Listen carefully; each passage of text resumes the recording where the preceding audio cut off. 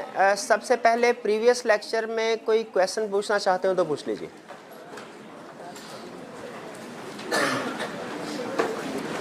कोई क्वेश्चन नहीं है? चलिए आज का लेक्चर स्टार्ट करें फिर। अच्छा, फिर आपको रिमाइंड करवा दूं, आज का लेक्चर जो है वो हमारे ऑडिट में जो सबसे ज़्यादा टेक्निकल कंसेप्ट्स हैं वो आज डिस्कस हो रहे होंगे। अटेंटिव होके सुनना है आपने। मेरी कोशिश होगी कि स्पीड जो है वो मैं स्लो रखूं और चीज़ों को रिपीट करता जाऊं, ताकि अगर पहली दफ़ा में समझ नहीं भी आती तो दूसरी या तीसरी दफ़ा में समझ आ जाए। लेकिन आपका अटेंटिव होना भी बहुत ज़रूरी है। Attentive ready? स्टार्ट करें जी। ये जो लर्निंग ऑब्जेक्टिव आज हम स्टडी करने जा रहे हैं वो है qualification and disqualification of statutory auditor. ये कंसेप्ट आपने इससे पहले शायद अक्सर स्टूडेंट ने कैफ 3 बिजनेस लॉ में पढ़ा होगा। चैप्टर 27 में लास्ट पोर्शन जो था वो इसी से रिलेट कर रहा था। लेकिन ऑडिट में इसकी एप्लीकेशन इन डेप्थ है, यानी ज़्यादा डिटेल में एप्लीकेशन है। अभी थोड़ी देर में जब हम इस कंसेप्ट को डिस्कस करेंगे आपको अंदाज़ा हो जाएगा। तो ये ना समझिएगा कि अगर आपने इसमें बिजनेस लॉ में कवर कर लिया है तो आज के लेक्चर की आपको ज़रूरत नहीं, क्योंकि प्रोबेबली अगर आपने बिजनेस लॉ में इसको समझा भी हुआ है, मतलब पढ़ा भी हुआ है वहाँ पे, तो अब तक भूल चुके होंगे। यहाँ तो बहुत से स्टूडेंट ऐसे होंगे जिन्होंने पढ़ा ही नहीं अभी लॉ। यहाँ अगर पढ़ा भी है तो प्रोबेबली भूल चुके होंगे। इसलिए मैं ये अजम्पशन लेके चलूँगा कि हमारी क्लास में ऐसे स्टूडेंट बैठे हैं जिन्होंने इससे पहले बिजनेस लॉ में ये कंसेप्ट नहीं पढ़ा हुआ, यानी ज़ीरो से स्टार्ट करूँगा।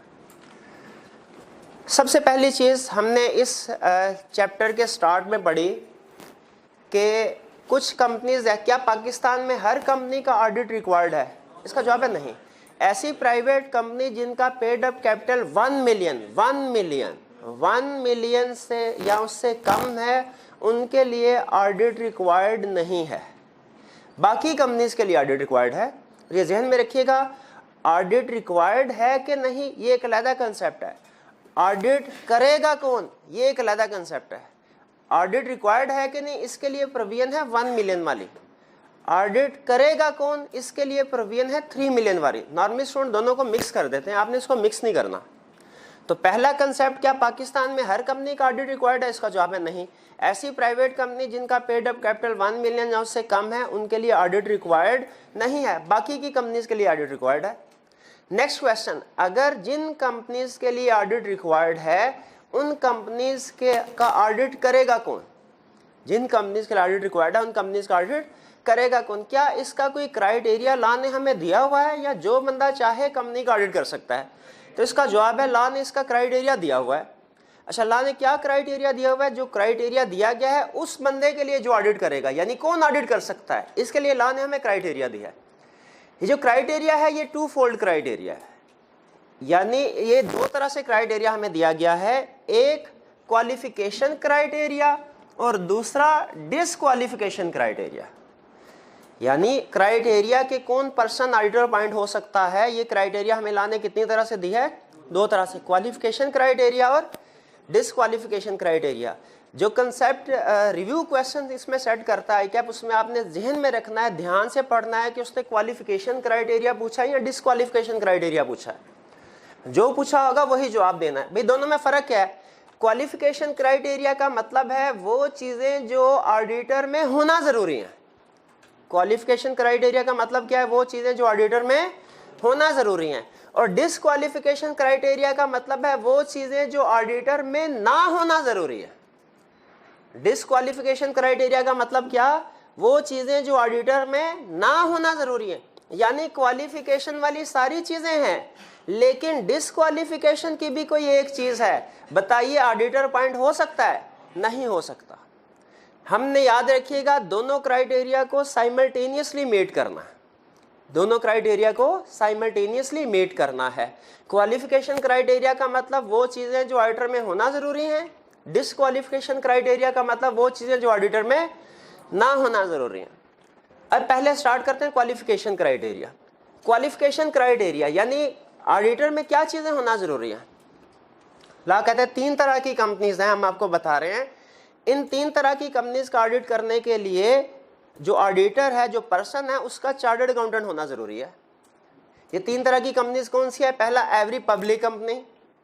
दूसरा or private company which is subsidiary of public company, तीसरा private company with paid up capital of 3 million or more. इन 3 तरह की कंपनीज का ऑडिटर कौन होगा? सिर्फ और सिर्फ चार्टर्ड अकाउंटेंट। वो chartered accountant individual sole proprietor भी हो सकता है और वो फर्म ऑफ चार्टर्ड अकाउंटेंट भी हो सकते हैं। और यहाँ पे याद रखें, जब हम ये कहते हैं कि चार्टर्ड अकाउंटेंट होना जरूरी है ऑडिटर का, तो इससे मुराद है पार्टनर्स वगैरह का, एंगेजमेंट पार्टनर्स का चार्टर्ड अकाउंटेंट होना जरूरी है। इससे मुराद बाकी का जो स्टाफ है उसका चार्टर्ड अकाउंटेंट होना जरूरी नहीं है। बाकी जैसे जो मैनेजर्स हैं या ट्रेनी स्टूडेंट्स हैं, इनका चार्टर्ड अकाउंटेंट होना जरूरी नहीं, लेकिन जो एंगेजमेंट पार्टनर है इसका चार्टर्ड अकाउंटेंट होना जरूरी है। तो सबसे पहली चीज क्वालिफिकेशन क्राइटेरिया में उन्होंने क्या बताया? उन्होंने कहा 3 तरह की कंपनीज।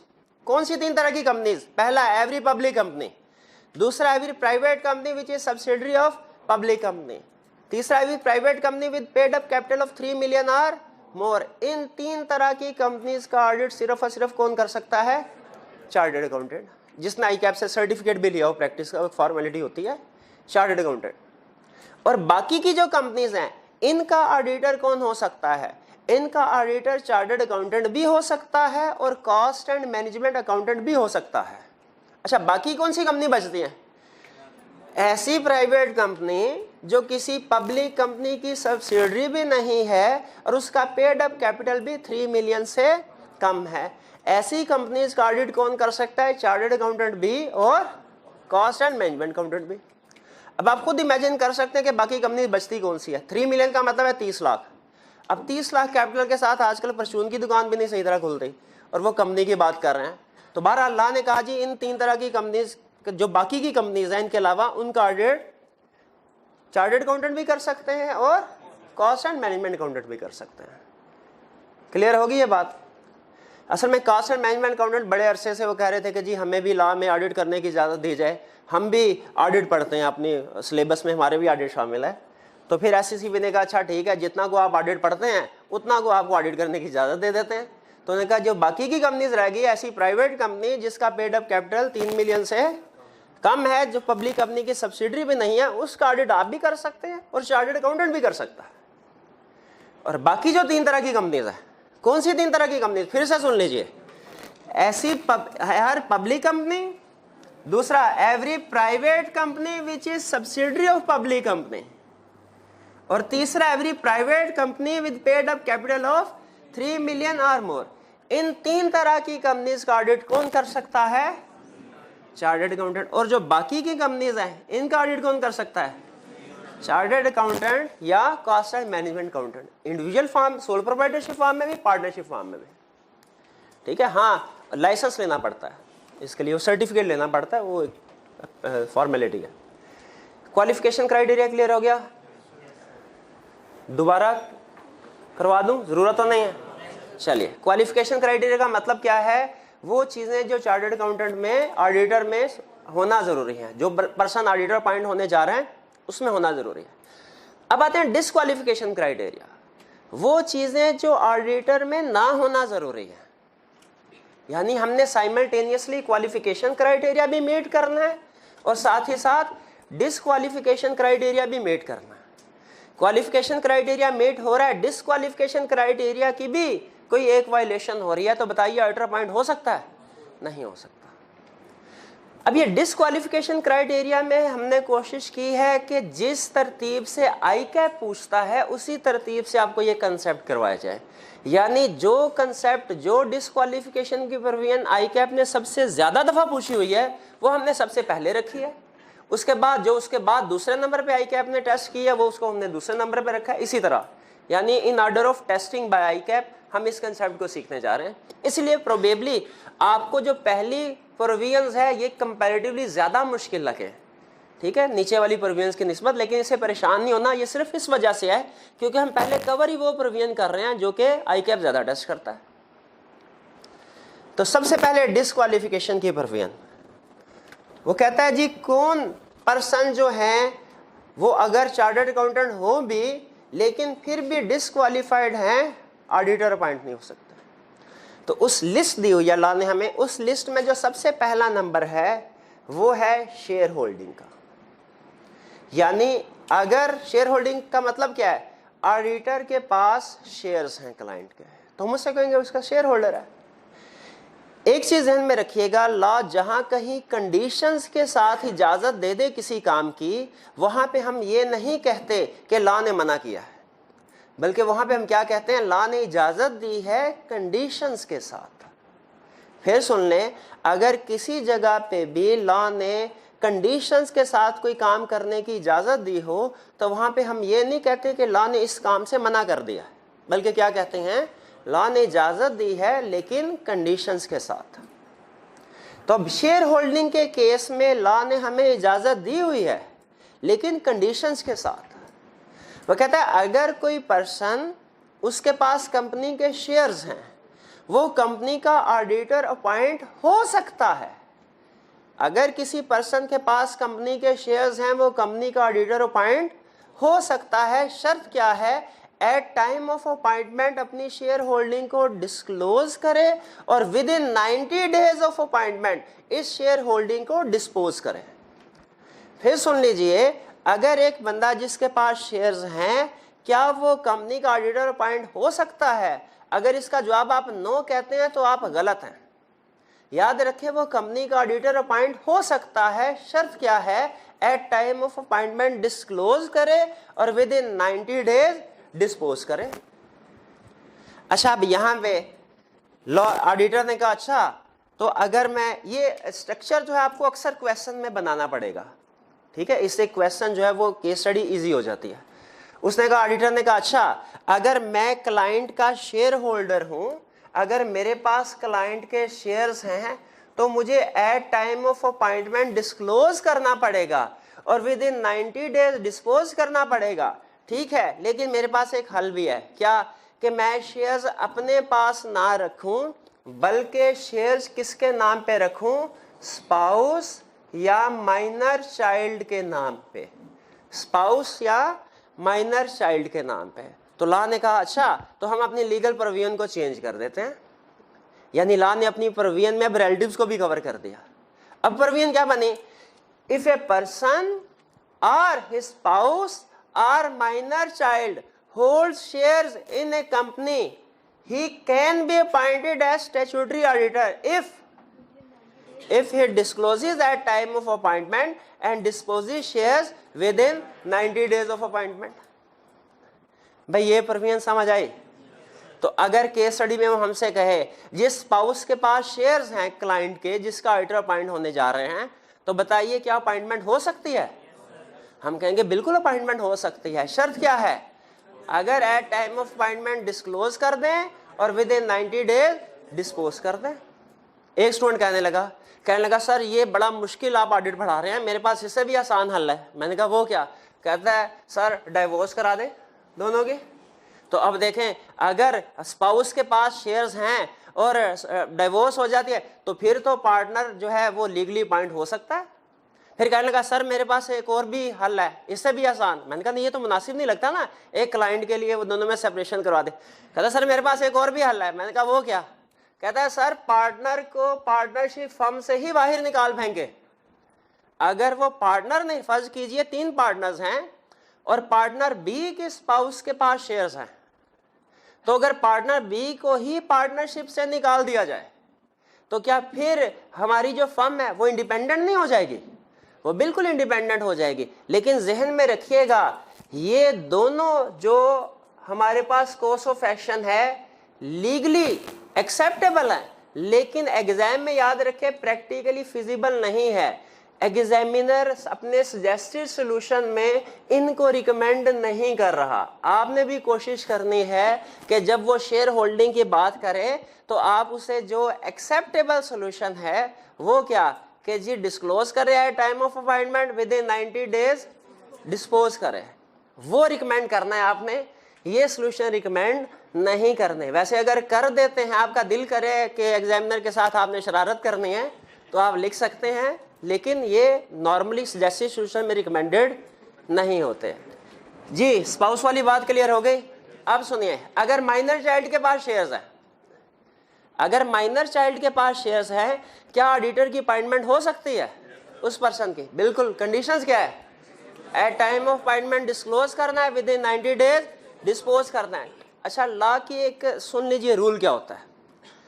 लॉ की प्रोविजन को अप्लाई करते हुए हमने अपनी कॉमन सेंस अप्लाई नहीं करनी।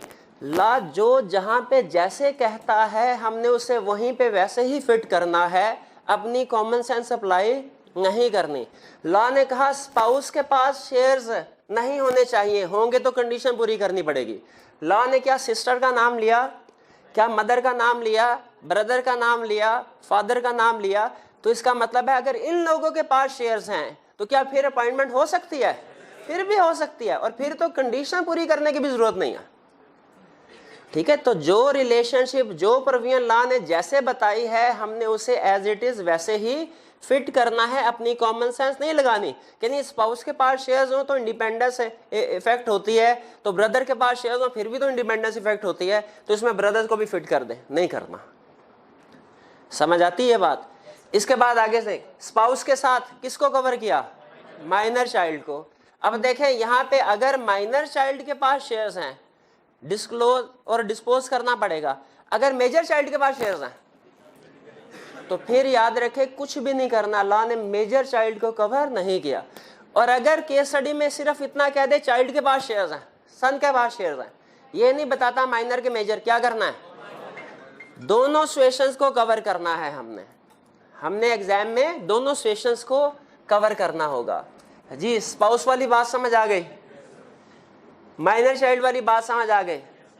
ठीक, अब सुनिए, डिस्पोज करना है कब? हमने within at time of appointment disclose करना है, विद इन 90 डेज डिस्पोज करना है। ये 90 डेज वाली जो रिलैक्सेशन है जहन में रखिएगा, एट टाइम ऑफ अपॉइंटमेंट के लिए है, अपॉइंटमेंट के बाद के लिए नहीं है। अगर आपने अपॉइंटमेंट के वक्त तो शेयर होल्डर नहीं थे, अपॉइंटमेंट के बाद पार्टनर ने शेयर्स खरीदे, तो याद रखिए अपॉइंटमेंट के बाद के लिए 90 डेज की रिलैक्सेशन नहीं, जिस दिन शेयर खरीदे उसी दिन फर्म डिस्क्वालीफाइड हो जाएगी, उसी दिन ऑडिटर डिस्क्वालीफाई हो जाएगा। क्वेश्चन में अगर कहता है अपॉइंटमेंट के बाद शेयर खरीदे विद इन 30 डेज डिस्पोज कर दिया, क्या क्वालिफाइड है? अभी भी डिस्क्वालीफाइड हो चुके हैं। जिस दिन शेयर्स खरीदे उसी दिन डिस्क्वालीफाइड हो गए। जी 90 डेज वाली बात क्लियर हो गई?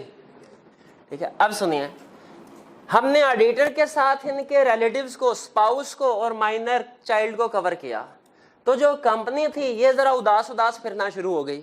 हमने इसे कंपनी को बुलाया, हमने कहा भाई बात सुनो, तुम क्यों उदास उदास? उन्होंने कहा सर देखें इस प्रोविजन में आपने ऑडिटर के रिलेटिव्स को कवर कर दिया है और मेरे रिलेटिव्स को कवर ही नहीं किया।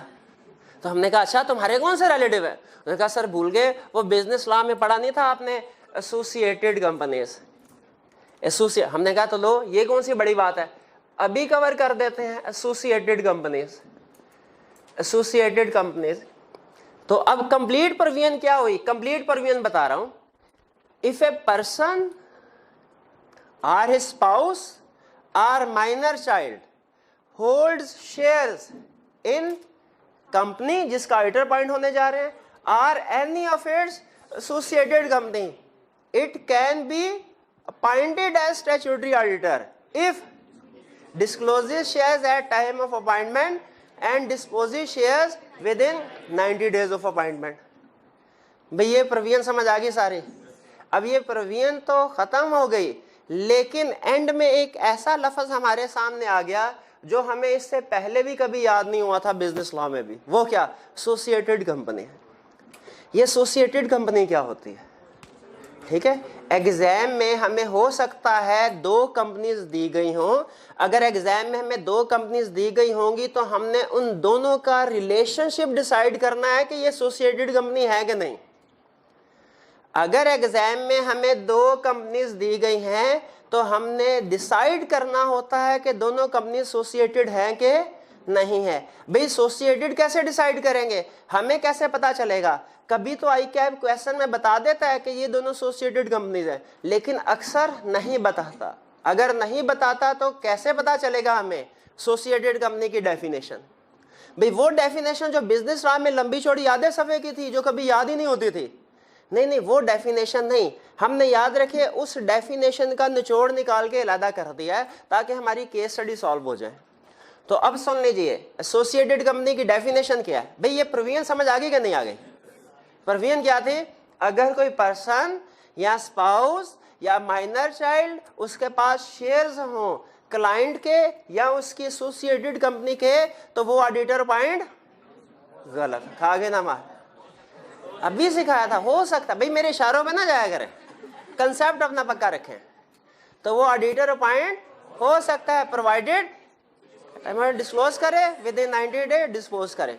अब यहाँ पे सम टाइम क्वेश्चन में वो 2 कंपनीज दे देता है। अगर क्वेश्चन में उसने 2 कंपनीज दे दी तो हमने क्या करना होता है, हमने देखना होता है कि ये दोनों एसोसिएटेड हैं कि नहीं है। और एसोसिएटेड की एक शॉर्टकट डेफिनेशन हमने अपने ऑडिट में चलाने के लिए इजाद की हुई है। वो शॉर्टकट डेफिनेशन क्या है, ज़हन में रखिएगा। एसोसिएटेड कंपनीज कौन सी हैं? अगर कोई कंपनी होल्डिंग सब्सिडरी है तो वो एसोसिएटेड, ठीक है। एक कंपनी होल्डिंग, दूसरी सब्सिडरी, एसोसिएटेड है कि नहीं आपस में? एक होल्डिंग कंपनी, उसकी 2 सब्सिडरीज, ये तीनों आपस में एसोसिएटेड है कि नहीं है? बिल्कुल है। तो एसोसिएटेड का स्टेटस कैसे डिटरमिन होता है? एक होल्डिंग सब्सिडरी की वजह से, और दूसरा होल्डिंग सब्सिडरी के अलावा common directorship and share holding at the rate of 20% से। दूसरा किससे? Common directorship and share holding at the rate of 20% से। भाई इसका क्या मतलब हुआ? इसका मतलब ये हुआ एक बंदा एक कंपनी में डायरेक्टर, वो दूसरी कंपनी में वही डायरेक्टर, दोनों एसोसिएटेड कंपनीज हैं कि नहीं?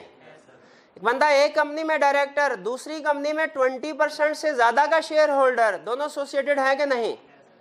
एक कंपनी में 20% से ज्यादा का शेयर होल्डर, दूसरी कंपनी में भी 20% से ज्यादा का शेयर होल्डर, दोनों एसोसिएटेड है कि नहीं? एक कंपनी में 20% से ज्यादा का शेयर होल्डर, दूसरी कंपनी में 12% का शेयर होल्डर, दोनों एसोसिएटेड है कि नहीं? नहीं है। तो एसोसिएटेड कब बनेंगे? जब होल्डिंग सब्सिडरी का रिलेशनशिप होगा या जब होगी कॉमन डायरेक्टरशिप और share holding at the rate of 20%। Share holding 20% या उससे ज्यादा की होनी चाहिए। भाई ये बात समझ आई आपको? अब आगे एक लाइन लिखिए, ये लाइन लिखिए। अच्छा, जो मैं लिखवाने लगा हूं ना, अब आपको रूल वगैरह बाज़ औक़ात मैं लिखवाऊंगा। लिखने के लिए एक वैसे छोटी सी बात है, वरना आपका अपना पसंद है, जिस तरह मर्जी लिखना चाहें। एक होती है हमारी शेक्सपियर की इंग्लिश, ठीक है, जैसे शेक्सपियर लिखा करता था इंग्लिश। एक होती है मिर्ज़ा गालिब की उर्दू, जैसे मिर्ज़ा गालिब उर्दू लिखा करता था। एक होती है बिल गेट्स। बिल गेट्स की उर्दू क्या है?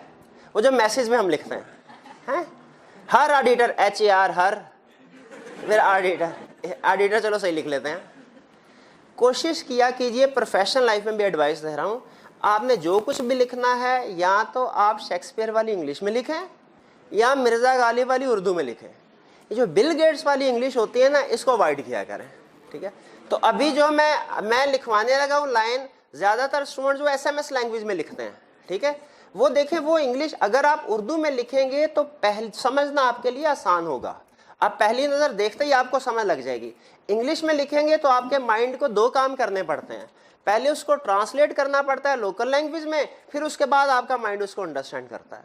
बहरहाल मर्जी आपकी है, मेरा काम लिखवाना है, जैसे मर्जी लिखें। सजेशन मेरी ये है कि उर्दू में लिखें तो ज़्यादा बेहतर है।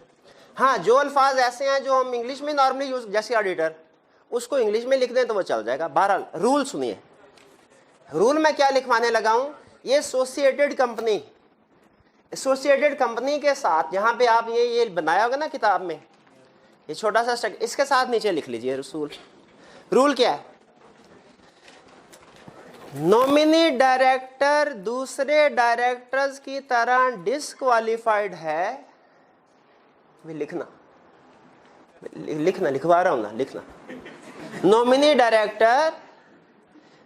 डायरेक्टर दूसरे डायरेक्टर्स की तरह डिस्क्वालिफाइड है और एसोसिएटेड कंपनी की एक्सेप्शन भी है।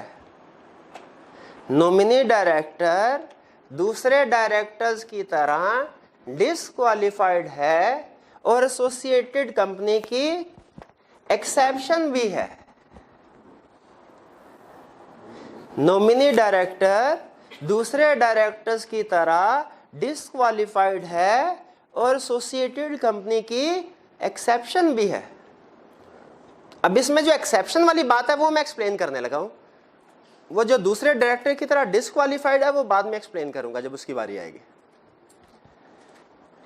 एसोसिएटेड कंपनी कौन से थे? होल्डिंग सब्सिडरी की बेस पे जो डिसाइड जो रिलेशनशिप था, और दूसरा common directorship and share holding at the rate of 20%। फिर से बताइए, एक कंपनी में डायरेक्टर दूसरी कंपनी में 16% शेयर्स, दोनों एसोसिएटेड है? नहीं है। एक कंपनी में डायरेक्टर दूसरी कंपनी में भी डायरेक्टर, एसोसिएटेड।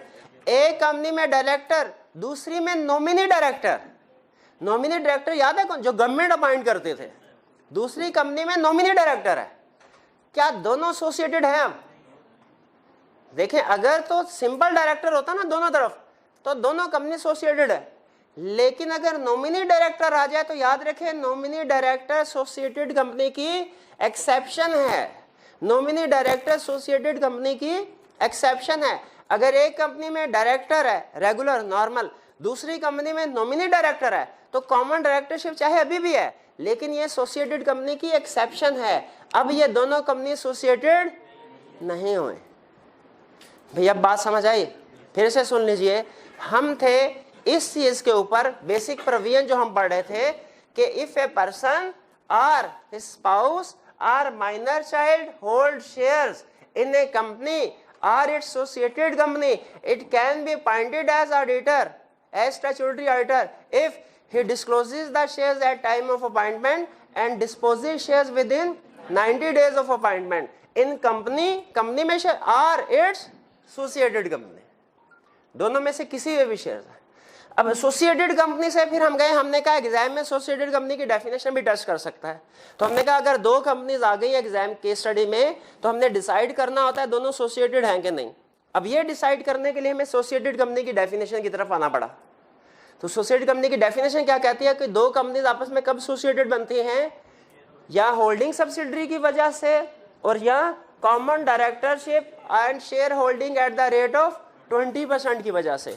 और इसमें एक एक्सेप्शन है, क्या? Nominee director. नॉमिनी डायरेक्टर का रूल क्या है? नॉमिनी डायरेक्टर दूसरे डायरेक्टर्स की तरह डिस्क्वालिफाइड है और एसोसिएटेड कंपनी की एक्सेप्शन भी है। इस सेंटेंस का एंड वाला आधा हिस्सा समझ आ गया होगा, शुरू वाला अभी मैंने खुद डिस्कस नहीं किया, वो भी डिस्कस करना है। भाई यहां तक बात समझ आ गई आपको? अगर यहां तक समझ आ गई तो एग्जाम में जो सबसे ज्यादा टेस्ट की जाती है प्रोविजन वो हमें क्लियर हो गई। तो टिक लगा दूं जी इसके साथ, क्लियर हो गई है। चलिए इसके बाद इंडेटेड। इंडेटेड का मतलब क्या है? इंडेटेड कहते हैं किसको है? मकरूज। ठीक है कर सर, यानी कौन मकरूज नहीं होना चाहिए? भैया ऑडिटर मकरूज नहीं होना। भाई किसका मकरूज नहीं होना चाहिए? क्लाइंट का, जिसका ऑडिट करने के लिए जा रहा है।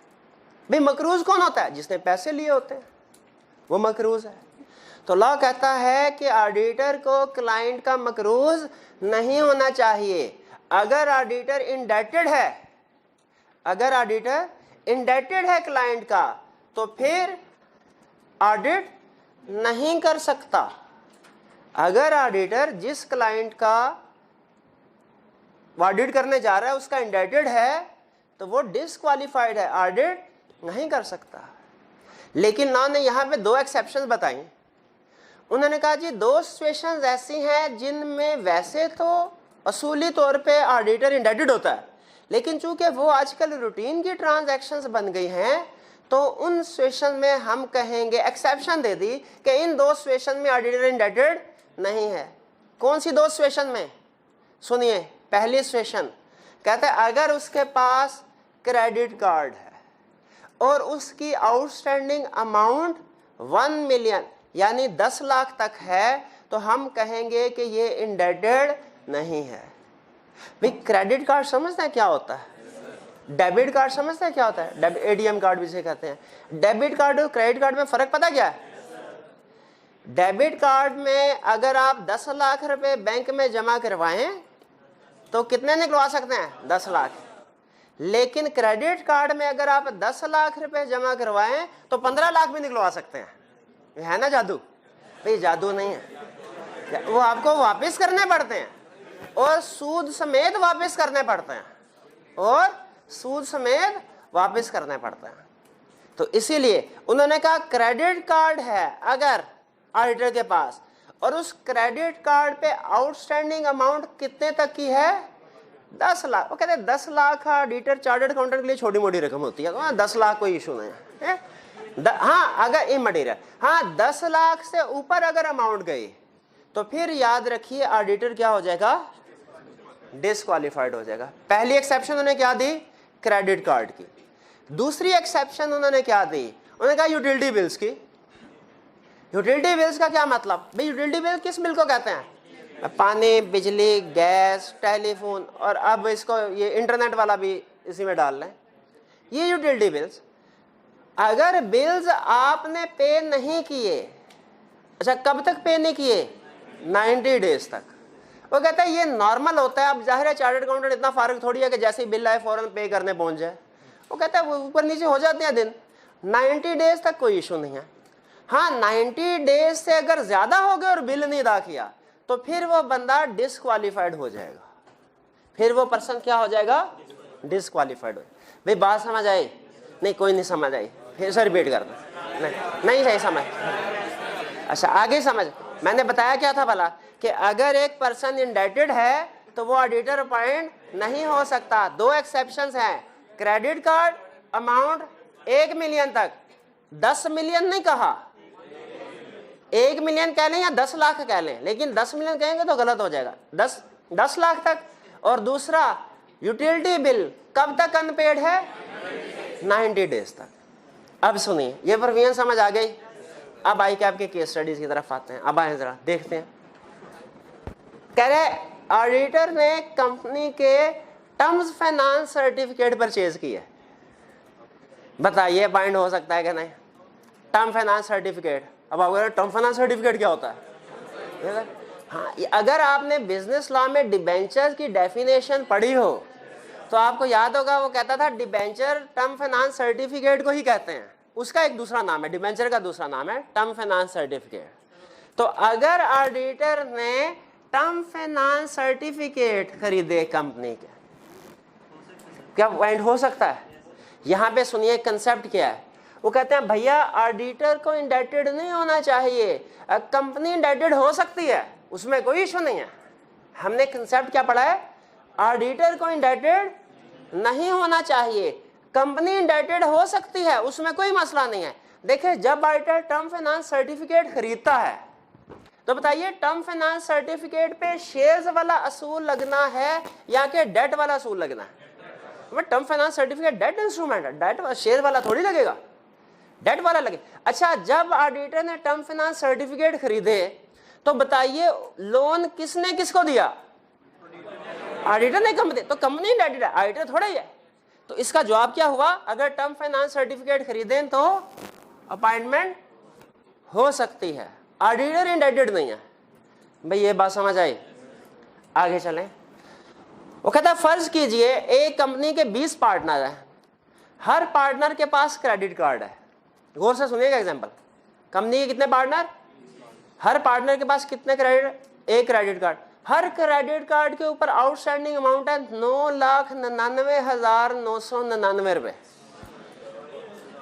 बताइए फर्म क्वालिफाइड या डिसक्वालिफाइड? कितने स्टूडेंट का ख्याल है क्वालिफाइड? कितनों का ख्याल है डिसक्वालिफाइड? याद रखें फर्म क्वालिफाइड है। ये जो असूल है 10 लाख वाला, 1 मिलियन वाला, ये इंडिविजुअल कार्ड पे लगेगा, कलेक्टिवली एग्रीगेट नहीं लगेगा।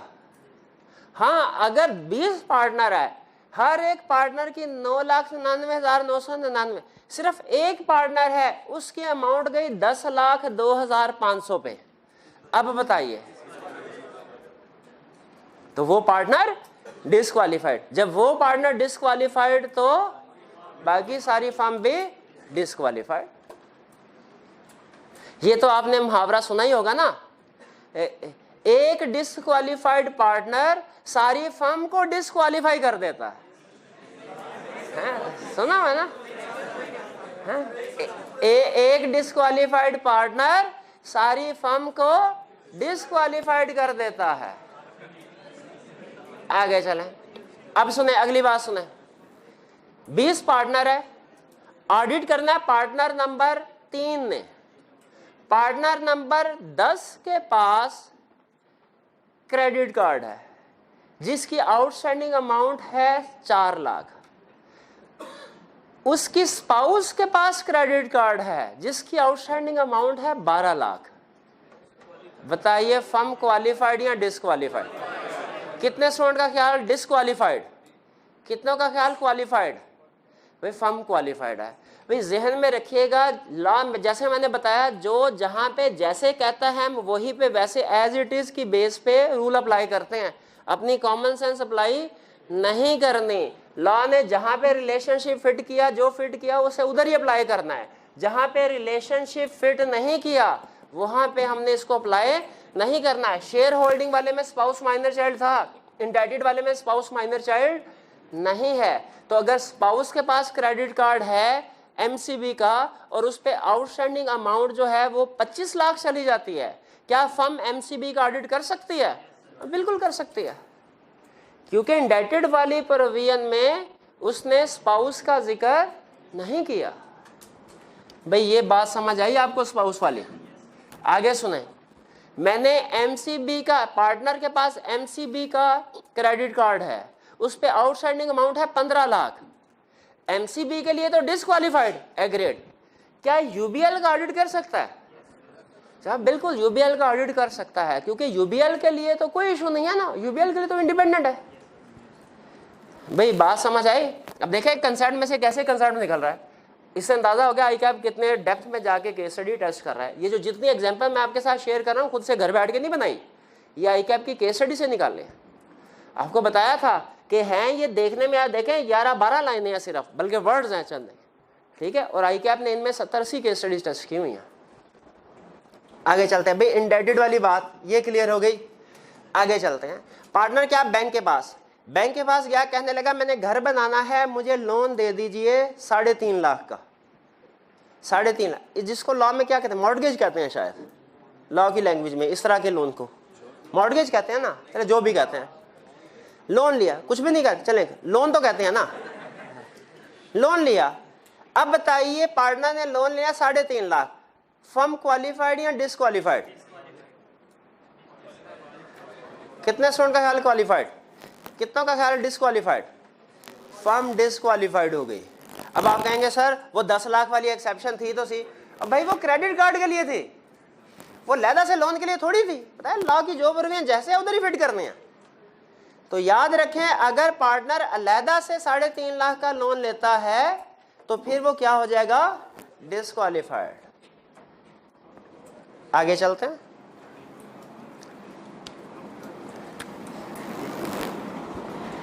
बिल आया और हमने करवा ली किस्तें।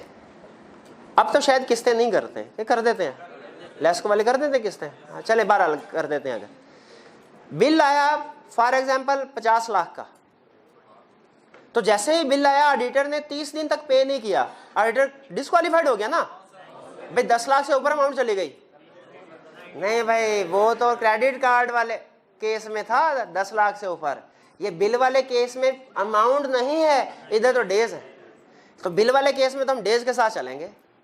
तो ऑडिटर डिसक्वालीफाई नहीं हुआ, ऑडिटर ने करवा ली किस्तें उसकी। अब देखें 5 तारीख को बिल आया, 10 तारीख को जाके हमने बिल आया 50 लाख का, 10 तारीख को जाके हमने किस्तें करवा ली। हमने कहा 5-5 लाख की 10 किस्तें कर दो भाई, उसने कहा ये लो। 25 तारीख को हम ऑडिटर अपॉइंट होने जा रहे हैं एजीएम में, क्या अपॉइंटमेंट हो सकती है? क्या अपॉइंटमेंट हो है? फंस गए ना फिर। अब देखें एट टाइम ऑफ अपॉइंटमेंट हमने देखना है, ये जो क्राइटेरिया होता है ना, एट टाइम ऑफ अपॉइंटमेंट देखते हैं, बाद में ड्यूरिंग ऑडिट भी पूरा करना होता है। एट टाइम ऑफ अपॉइंटमेंट देखेंगे क्या 90 डेज पूरे हो गए, एट टाइम ऑफ अपॉइंटमेंट क्या 90 डेज पूरे हो गए, नहीं हुए, तो इसका मतलब है ऑडिटर क्वालिफाइड है, अपॉइंटमेंट हो सकती है। अगर क्वेश्चन यहीं तक पूछे, यहीं तक जवाब दे के आंसर छोड़ देंगे। अगर कहें नहीं आगे भी कहानी बताओ, तो हम कहेंगे अपॉइंटमेंट के बाद उसे 90 डेज पूरे होने से पहले पहले बिल पे कर देना चाहिए सारा। अगर बिल पे नहीं किया और 90 डेज गुजर गए तो याद रखे अपॉइंटमेंट के वक्त तो क्वालिफाइड था, अपॉइंटमेंट के बाद क्या हो जाएगा? डिसक्वालिफाइड।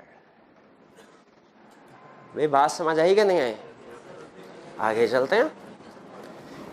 लीज में कुछ एसेट लिए, लीज पे कुछ एसेट लिए। इस पे तो ये पाकिस्तान का केस है, वो केपीएमजी का शायद केस था, उस पर कोर्ट ने रूलिंग दी थी इसके ऊपर। लीज के ऊपर हमने एसेट लिए, बताइए क्या ये आइटम इंडेटेड समझा जाएगा कि नहीं? पैसे नहीं लिए, लीज पे एसेट लिए, इंडेटेड समझा जाएगा कि नहीं? इंडेटेड समझा जाएगा। उधार लिया ना, चीजें ले ली तो आइटम इंडेटेड समझा जाएगा। इससे फर्क नहीं पड़ता कि लीज ऑपरेटिंग लीज है या फाइनेंस लीज। ये जो operating lease finance lease classification counting की है, लॉ की नहीं है। लॉ कहता है लीज है तो लीज है बस। जी इंडेटेड समझ आ गया आपको? शेयर होल्डिंग भी क्लियर हो गया, इंडेटेड भी क्लियर हो गया, ये एग्जाम्पल्स भी क्लियर हो गए सारे। चलिए आगे चलते हैं। अब ये देखिए, जहन में रखिएगा, मैं अपनी तरफ से कोशिश कर रहा हूं कि देख ये नौ लफ्ज है ना, ये 10 मिनट में भी आपको पता है ऑडिट करना भी होता है, एक ऑडिट फुड़काना भी होता है, और 10 मिनट में भी फुड़काए जा सकते थे। एक एक लफ्ज को खोल खोल के आपके सामने रख रहा हूं। आपका भी फर्ज है कि आपने फिर इसको इसी तरह याद करना है, हक अदा करना है पढ़ने का, ठीक है? तो मेहनत करेंगे इसी तरह। आगे चलें फिर। तीसरा केस कौन सा है? डायरेक्ट एम्प्लॉय का। यहां पे एक चीज तो ध्यान में रखिएगा, लॉ वर्ड यूज करता है यहां पे एम्प्लॉय, ऑफिसर या डायरेक्टर का, लेकिन हम कहते हैं यार ऑफिसर जो होते हैं वो भी तो कंपनी के एम्प्लॉयज होते हैं, और जो डायरेक्टर्स होते हैं नॉर्मली वो भी कंपनी के एम्प्लॉयज ही होते हैं। तो बजाय ये कि हम वो कंप्लीट ऑफिसर, एम्प्लॉय या डायरेक्टर याद करें, हम एक लफ्ज एम्प्लॉय वाला याद, कंसेप्ट तो इधर भी बैठ जाएगा फिट जेहन में। तो यहाँ पे मैं वर्ड यूज कर रहा हूँ सिर्फ एम्प्लॉय का। अब ये थर्ड और फोर्थ, ये दोनों मैं इकट्ठी कंडीशंस आपको एक्सप्लेन कर रहा हूँ, क्योंकि दोनों एम्प्लॉयमेंट से रिलेट करते हैं। भाई कर दूँ एक्सप्लेन? चलिए छोटी सी डायग्राम ना बना दूँ ताकि दिमाग में बैठ जाए ये कंसेप्ट। चलो इसको इरेज करके यहाँ पे बनाऊं कि इसके नीचे बना दूं?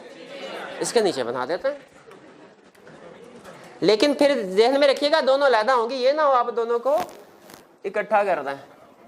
ये ऊपर वाली डायग्राम ऊपर है कि नीचे वाली? ये शेयर होल्डिंग वाली है, ये एम्प्लॉयमेंट वाली डायग्राम। फर्ज कीजिए एक कंपनी है, कंपनी का नाम है पीटीसीएल।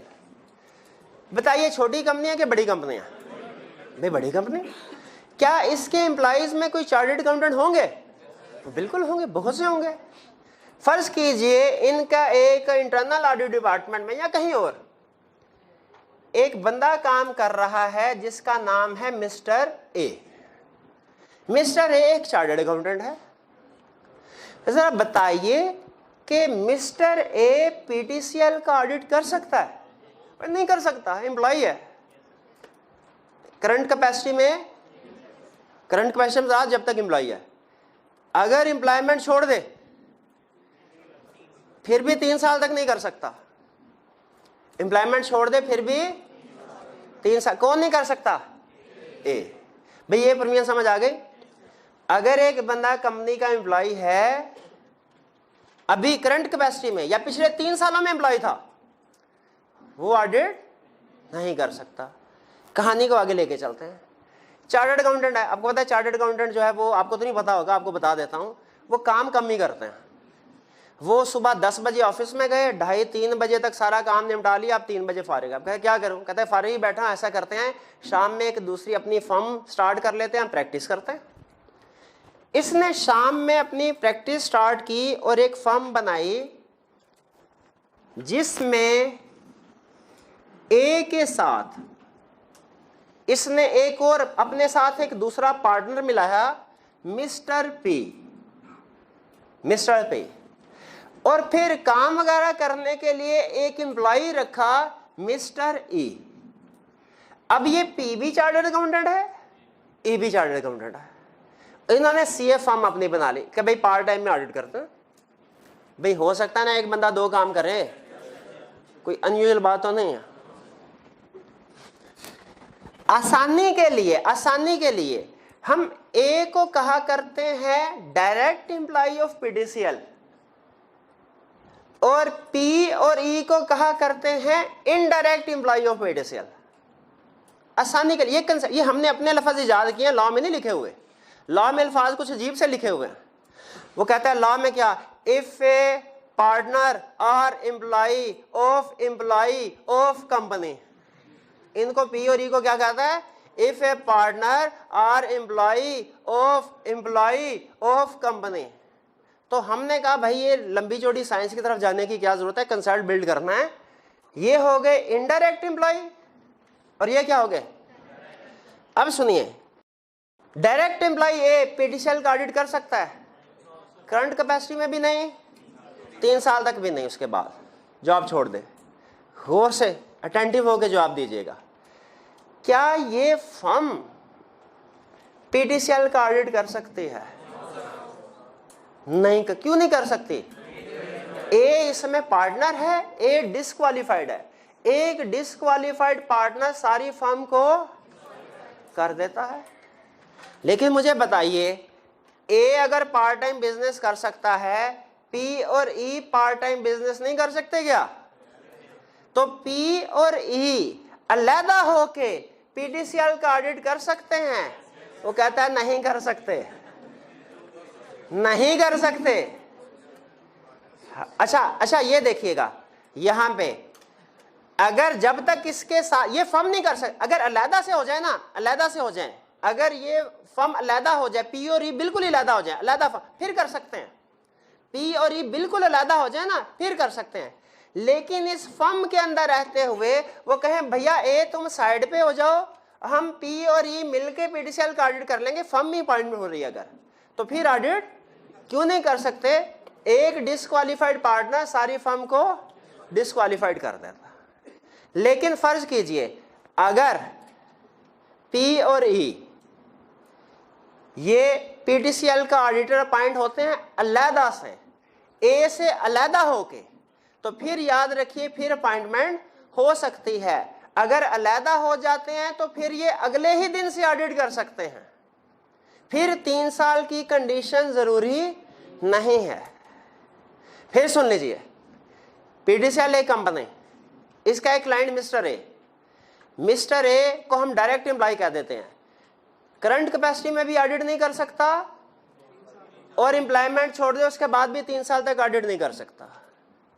फर्ज कीजिए इसका आगे फर्दर कोई पार्टनर या एम्प्लॉय है, ए का आगे कोई पार्टनर या एम्प्लॉय, ये भी ऑडिट नहीं कर सकते।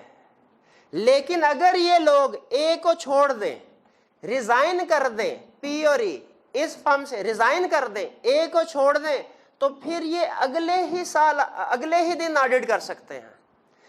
इनके लिए 3 साल की कंडीशन नहीं है, इनडायरेक्ट एम्प्लॉय के लिए। ए के लिए 3 साल की कंडीशन है। भैया आप हैरान हो रहे होंगे, आप होंगे सर ने पहले बताया डायरेक्ट एम्प्लॉय, फिर बताया इनडायरेक्ट एम्प्लॉय, फिर बताया डायरेक्ट भी ऑडिट नहीं कर सकता, इनडायरेक्ट भी ऑडिट नहीं कर सकता। फर्क क्या है? फर्क ये है डायरेक्ट एम्प्लॉय अगर ये रिजाइन कर दे उसके बाद भी 3 साल तक ऑडिट नहीं कर सकता, और इनडायरेक्ट एम्प्लॉय अगर रिजाइन कर दे अगले ही दिन से ऑडिट कर सकते हैं। फर्क समझ आया? यानी 3 साल वाली कंडीशन जो है वो डायरेक्ट एम्प्लॉय के लिए तो है, इनडायरेक्ट एम्प्लॉय के लिए देखें नहीं है। कुछ बात समझ आई? नहीं आई? फिर से एक्सप्लेन करता हूं, फिर से सुने। एक कंपनी पीडीसीएल, उसका एक एम्प्लॉय, इस एम्प्लॉय का फर्दर पार्टनर और एम्प्लॉय इस कंपनी का जब तक एम्प्लॉय है तब भी ऑडिट नहीं कर सकता, एम्प्लॉयमेंट छोड़ने के बाद भी 3 साल तक ऑडिट नहीं कर सकता। इस एम्प्लॉय का जो आगे पार्टनर और एम्प्लॉय है करंट कैपेसिटी में ऑडिट नहीं कर सकते। लेकिन अगर ये एम्प्लॉयमेंट छोड़ दे या पार्टनरशिप छोड़ देगी तो अगले ही दिन ऑडिट कर सकते हैं। इनके लिए 3 साल वाली कंडीशन नहीं है, ए के लिए 3 साल वाली कंडीशन है। भाई ये बात समझ आई? अब फिर से बता दो। हाँ बस चलें, ठीक है, आगे चलते हैं। स्पाउस इज डायरेक्टर, यहां पे मैं थोड़ा सा चेंज करने लगा हूं, इसको मैं करने लगा हूं स्पाउस ऑफ, वैसे अंडरस्टूड था spouse of partner is director. क्या बनाया line? Spouse of partner is director, वो डिस्क्वालीफाइड है। अब देखें स्टूडेंट जो होता है ना बेचारा, वो एक लफ्ज में ही फंस जाता है, बस ये याद रह जाता है स्पाउस। हाँ आगे पार्टनर भी भूल जाता है और डायरेक्टर भी भूल जाता है, और आई कैप इसी चीज का फायदा उठाता है। अब सुनिए कैसे, कहता है स्पाउस तो है, पार्टनर ही की है, डायरेक्टर नहीं है, मैनेजर है। बताओ क्वालिफाइड के डिस्क्वालीफाइड? क्वालिफाइड। वो कह रहा है स्पाउस है, डायरेक्टर ही है, पार्टनर की नहीं, मैनेजर की। तब क्वालिफाइड डिस्क्वालीफाइड? फिर कहता है स्पाउस है, पार्टनर ही की है, डायरेक्टर है। बताओ क्वालिफाइड डिस्क्वालीफाइड?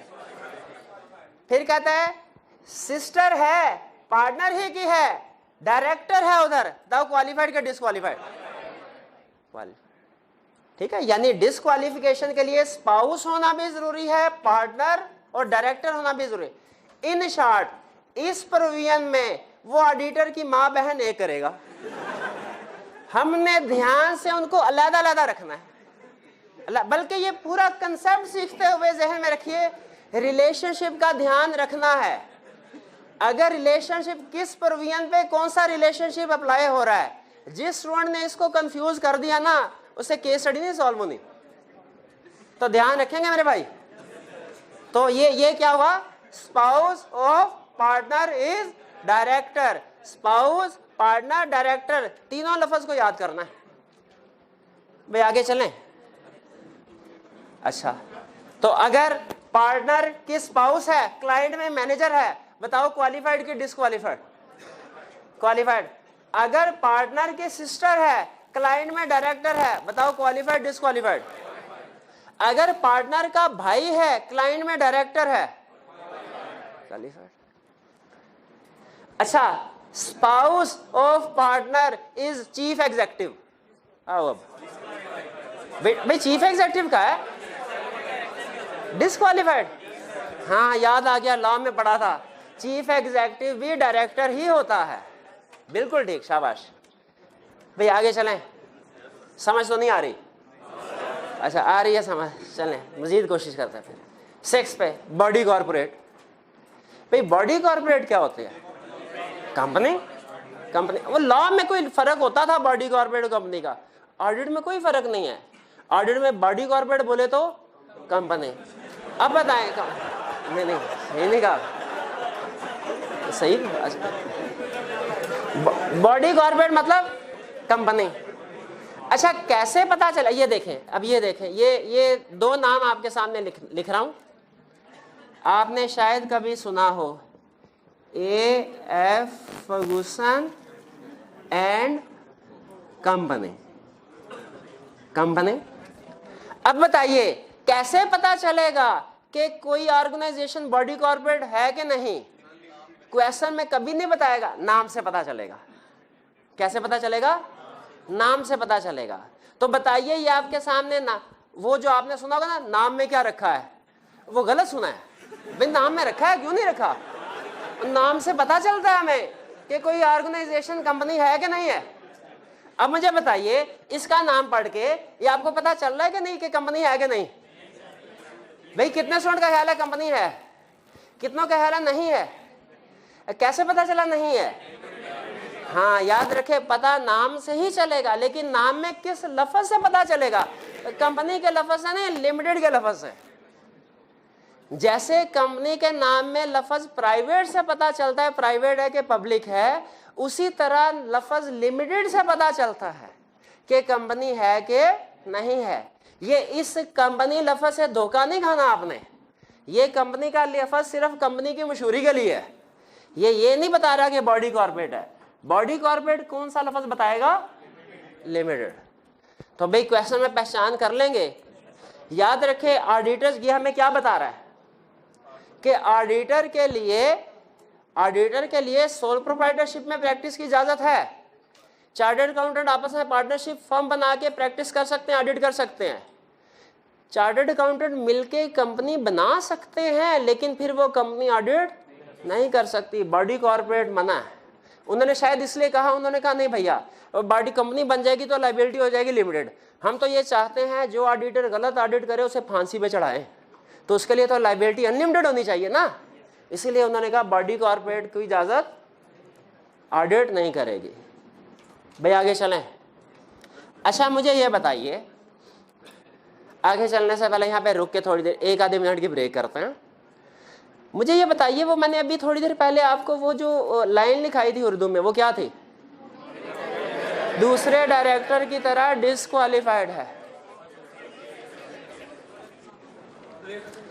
अगर एक कंपनी में एक बंदा डायरेक्टर है, एक बंदा क्या है, उसका ऑडिट कर सकता है? क्वालिफाइड है डिस्क्वालिफाइड? अगर एम्प्लॉय हो तो, डायरेक्टर हो तो।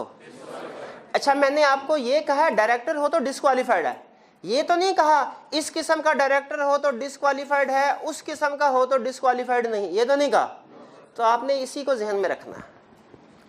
स्टूडेंट कंफ्यूजन का क्या शिकार हो जाते हैं, वो नॉमिनी डायरेक्टर, वो कहते हैं सर डायरेक्टर कंपनी का ऑडिट कर सकता है? कर सकता है। मैंने कहा कहाँ लिखा है कर सकता? सर आपने खुद ही तो बताया था डायरेक्टर जो है वो एक्सेप्शन है, नॉमिनी डायरेक्टर जो है वो एक्सेप्शन, तो नॉमिनी डायरेक्टर जो है वो ऑडिट कर सकता है। तो मैं इसको एक लगाता हूँ, मैं कहता भाई पूरी प्रोविजन क्यों नहीं याद की?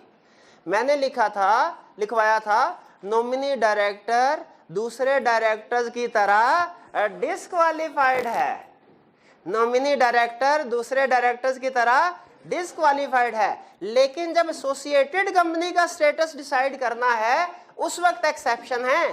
भाई नॉमिनी डायरेक्टर इधर एक्सेप्शन है, इधर एक्सेप्शन कोई नहीं है, ये जहन में रखिएगा। नॉमिनी डायरेक्टर दूसरे, ये आपको बताया था ना, आधा हिस्सा बता देता हूं, आधा अभी बता रहा हूं पूरा हिस्सा। नॉमिनी डायरेक्टर दूसरे डायरेक्टर की तरह डिस्क्वालिफाइड है, तो फिर एक्सेप्शन किधर की है? एसोसिएटेड कंपनी की एक्सेप्शन है। मिक्स नहीं करना, जैसे वो 1 मिलियन 3 मिलियन मिक्स करते हैं ना, उसी तरह इसको भी मिक्स कर देते हैं। नॉमिनी डायरेक्टर को नहीं करेंगे आप, कंफर्म है, लिखवा ले मेरे से, कंफर्म करेंगे। फिर इसके बाद अब जिंदगी आसान शुरू होने लगी।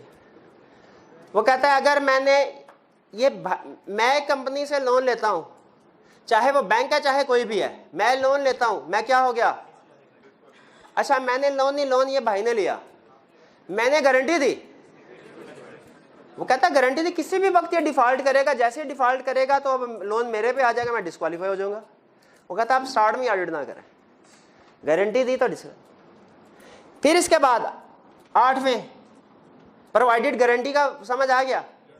फिर कन्विक्टेड ऑफ फ्रॉड, एक होता है इल्जाम लगाना, उसे क्या कहते हैं? एक्यूज्ड। एक होता है जुर्म साबित हो जाना, उसको सजा मिल गई, कन्विक्टेड। किस चीज का कन्विक्टेड? फ्रॉड। अगर कोई बंदे पे फ्रॉड का जुर्म साबित हो गया तो याद रखे वो भी ऑडिट। अच्छा कत्ल का जुर्म साबित हो गया, ऑडिट कर सकता है। कत्ल का फ्रॉड का हो गया तो वो पिछले 10 सालों में, अगर 20 साल पहले फ्रॉड किया था वो पॉइंट हो सकता है। तो ये कन्विक्टेड ऑफ फ्रॉड समझ आ गई। इसके बाद 2 और प्रोविजंस हैं, वो आपने आंखें भी बंद दिमाग भी बंद करके रटा लगा लेनी है। उनकी कोई प्रैक्टिकल एप्लीकेशन केस स्टडी में नहीं आएगी। भाई ये सारी समझ आ गई? अच्छा मुझे नहीं लगता वैसे समझ आई होगी, पक्की बात है। चलें, अच्छा मेरी बात सुने एक और। मैं और मेरा भाई हम इकट्ठे रहते हैं, तो जो मेरे भाई का दुश्मन है वो मेरा दोस्त है। भाई ऐसे होना चाहिए? भाई नहीं होना चाहिए ना, इलॉजिकल है। जो मेरे भाई का दुश्मन मेरा भी दुश्मन। तो बताइए जो एक कंपनी के लिए डिसक्वालीफाइड, वो उसकी होल्डिंग सब्सिडरी के लिए भी डिसक्वालीफाइड होना चाहिए कि नहीं होना चाहिए? भाई होल्डिंग सब्सिडरी के लिए भी डिसक्वालीफाइड होना चाहिए कि नहीं? बिल्कुल होना चाहिए। तो याद रखिए 2 से लेके 9 तक एरो लगाया हुआ है। जो एक कंपनी के लिए डिसक्वालीफाइड, वो उसकी होल्डिंग सब्सिडरी के लिए भी। कोई स्टूडेंट बता सकता है कि इसको ऊपर 1 तक क्यों नहीं लेके गए? क्योंकि 1 वाली में ऑलरेडी एसोसिएटेड कंपनी शामिल है, उसमें तो लिखने की जरूरत ही नहीं थी ना। तो फिर बताइए, जो एक कंपनी के लिए डिसक्वालीफाइड, वो उसकी होल्डिंग सब्सिडरी के लिए भी। फिर से बताइए, जो एक कंपनी के लिए डिसक्वालीफाइड, वो उसकी होल्डिंग सब्सिडरी के लिए भी डिसक्वालीफाइड। चलिए, अच्छा अब मुझे बताइए कि क्विक सी रिवीजन में पूरा लेक्चर दोबारा आपको पढ़ा दूं कि इसमें जो चुन चुन के अहम बातें हैं उनकी रिवीजन करवा दूं? चुन चुन के चलें, चुन चुन के अहम बातें सुने। लेकिन भाई याद रखेंगे आप, पहले वादा करें, पक्की बात है?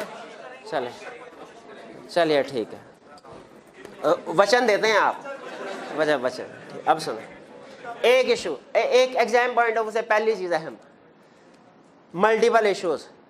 भाई एक केस स्टडी में वो 2 इश्यूज दे देता है, एक क्वालिफिकेशन वाला भी, एक डिसक्वालिफिकेशन वाला भी, या एक शेयर होल्डिंग वाला, एक एम्प्लॉयमेंट वाला।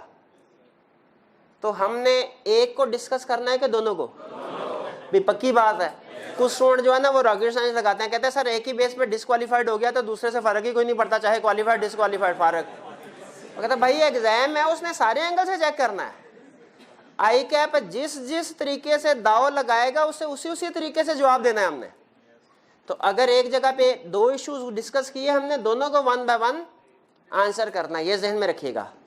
अगली बात सुने, एक डिसक्वालीफाइड पार्टनर सारी फर्म को डिसक्वालीफाइड कर देता है, ये तो बता दिया आपको, ये जहन में रखना है। फिर बताइए, एक सारी फर्म को डिसक्वालीफाइड कर देता है, ठीक है। वो कहता है क्वालिफिकेशन क्राइटेरिया एंगेजमेंट पार्टनर के लिए और डिसक्वालिफिकेशन क्राइटेरिया सारे पार्टनर्स के लिए। बल्कि ये लिख ले, मेरी आत्मा को भी शांति नहीं मिल रहा है, इसको लिखे, इसको लिखे, लिखे लिखे लीगल प्रोविजंस सारे पार्टनर्स पर अप्लाई होती हैं। ये मिर्जा गालिब वाली उर्दू में लिखना है, ये भाई मेरी फरमाइश पर है, मिर्जा गालिब लिख लेना। लीगल प्रोविजंस सारे पार्टनर्स पर अप्लाई होती हैं, ये सारे को भी अंडरलाइन करें और पार्टनर्स को भी अंडरलाइन करें।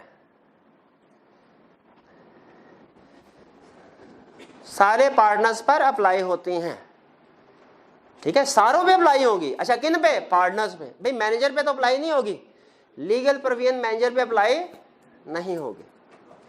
अगली बात सुने, रिलेशनशिप का ध्यान रखना है मेरे भाई। किधर स्पाउस है, किधर माइनर चाइल्ड है, किधर सिस्टर, ब्रदर, फादर, जो जिधर जिधर है उसे उधर उधर फिट करना है, मिक्स नहीं होने देना। जिस प्रोविजन में रिलेशनशिप है उधर ही। अगली बात सुने, अगर क्वेश्चन में 2 कंपनीज आ जाती हैं तो हमने क्या करना होता है? क्या करना होता है दोनों कंपनीज का? रिलेशनशिप देखना एसोसिएटेड है कि नहीं। रिलेशनशिप के लिए आपको ये डेफिनेशन बता दी और वो लाइन भी लिखवा दी। कौन सी लाइन भला? नॉमिनी डायरेक्टर दूसरे डायरेक्टर्स की तरह डिसक्वालीफाइड है और एसोसिएटेड कंपनी की एक्सेप्शन भी है। स्टूडेंट कहने लगा सर ये सारे criteria at time of appointment के लिए है कि अपॉइंटमेंट के बाद भी? कहने लगा सर वो अगर अपॉइंटमेंट के बाद शादी हो जाए तो। मैंने कहा अच्छा आपको याद है वो बिजनेस लॉ का केस स्टडी आई कि आपने पूछी थी, वो उसमें शायद 3 नंबर की थी, वो मुझे नाम भी मिस इस्मत वाली, हिना वाली नहीं थी, मुझे याद है वो कौन सी केस। वो आज तक कोई केस स्टडी नहीं है, वो कहीं और पढ़ा गया होगा आपको। हम आईटेड में कभी नहीं पढ़ाते। उसमें उसने कहा था कि आईटेड की अपॉइंटमेंट हुई और अपॉइंटमेंट के बाद उसकी शादी हो गई डायरेक्टर के साथ, और मुझे और डेट भी याद है, नहीं ये सही क्वेश्चन, उसकी डेट थी 14 फरवरी जब शादी हुई। तो कहने लगा सर ये ऑडिटर डिस्क्वालिफाइड कब हुआ, एट टाइम ऑफ अपॉइंटमेंट को या 14 फरवरी को? 14 फरवरी को फाइन। तो ध्यान में रखिएगा ये criteria at time of appointment के लिए भी है और अपॉइंटमेंट के बाद के लिए भी है। अब अगली बात सुने। तो कहने लगा सर आखिरी बात, कहता सर आखिरी बात, ये क्वेश्चन बेस बनाएगा हमारे नेक्स्ट टॉपिक के। कहता है सर अगर पार्टनर का ब्रदर है, वो क्लाइंट पे डायरेक्टर है, आपने बताया है इसके मुताबिक वो लीगली क्वालिफाइड है, ऑडिट हो सकता है, लेकिन मेरी कॉमन सेंस नहीं मानती कि पार्टनर इंडिपेंडेंट होगा अगर उसका भाई डायरेक्टर है। तो मैंने कहा बिल्कुल ठीक है, लॉ में जहां कहीं हम लॉ को जो जैसे है वैसे है उधर ही फिट करते हैं, लेकिन लॉ में जहां कहीं कमी बेशी रह जाती है उसके लिए फिर आता है कोड ऑफ एथिक्स।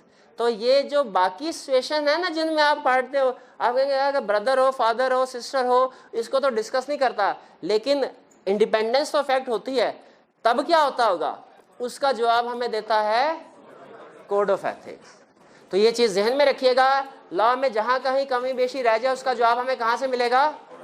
अच्छा मुझे ये बताइए, ये जो ऑडिट है ये पढ़ने से आता है कि करने से आता है? भैया पढ़ने से नहीं आता, करने से आता। तो आपने जो कुछ आज सीखा ना, कंफर्म है 100% कंफर्म है कल तक 80% चीजें भूल जाएंगी अगर आप प्रैक्टिस नहीं करेंगे। अगर प्रैक्टिस तो कल मेरे भाई, ओ भाई पकड़िए, क्या टेंशन है आपको, मैं इधर कलप रहा हूँ, अपना बैग बंद कर रहा है भाई, ये बस सुन लेना यार मेरा आखिरी बात, 1 मिनट सिर्फ हो रहा। तो ऑडिट पढ़ने से नहीं करने से आता है।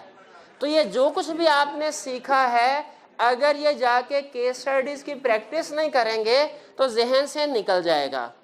तो सुन ले कौन सी केस स्टडी, अब भाई सुन तो ले मेरी बात, अब भाई मुझे पता है, मैं बताता हूँ उसका। वॉल्यूम 1 में पेंडेक्स में 2 केस स्टडीज हैं, वो अटेम्प्ट करने हैं, और वॉल्यूम 2 में क्वेश्चन नंबर 1 से लेकर 9 तक। अब आप ये तो नहीं पूछेंगे सर चैप्टर कौन सा है, चैप्टर हाँ ठीक 1 से। अब आप ये कह रहे हैं कि सर कल हमारा टेस्ट भी है, उसकी तैयारी भी कर, असेसमेंट, ठीक है। ये सारे क्वेश्चन जो है ना, इनमें 4-4, 5-5 सिचुएशंस आगे फर्दर भी हैं। तो ये मिल मिला के 25 के करीब केस स्टडीज बनती है। हर केस स्टडी 2 से 3 मिनट की है। कितने? 2 से 3 मिनट की, तकरीबन 1.25 घंटा लगेगा। लेकिन आप कहते हैं नहीं सर अभी ये भी नहीं करना, तो आपके लिए एक जुगाड़ बता रहा हूँ कि हमारे कंसेप्ट भी हमें एप्लीकेशन का पता चल जाए और हमारा टाइम भी कम से कम लगे। हर केस स्टडी को पढ़ें, इसके आगे सिर्फ डिसीजन लिख दें, क्वालिफाइड के डिसक्वालिफाइड, बेसिस ऑफ डिसीजन अभी ना लिखें, एग्जाम में लिखनी होती है, अभी ना लिखें ताकि टाइम बच जाए, कंसेप्ट पक्का हो जाए। तो हर एक के साथ क्वालिफाइड, इसकी वजह से हमारी जो 1.25 घंटे की केस स्टडी थी वो 15-20 मिनट की रह जाएगी। तो भाई ये काम कर लेंगे। तो कल आपने क्वालिफाइड डिसक्वालिफाइड जो लिस्ट बना के और सोल्यूशन के साथ कंपेयर कर लीजिएगा, ये 15 से 20 मिनट में इंशाल्लाह कंप्लीट हो जाएगा, क्लियर होगी। और ये आज लाजमी है, वरना टेक्निकल लेक्चर है, मैं सही बता रहा हूँ। अगर कल तक आपने इसकी घर जाके रिवीजन ना की तो जहन से निकल जाएगा, फिर मुझे ना कहीं बढ़ा दें, लेक्चर खत्म।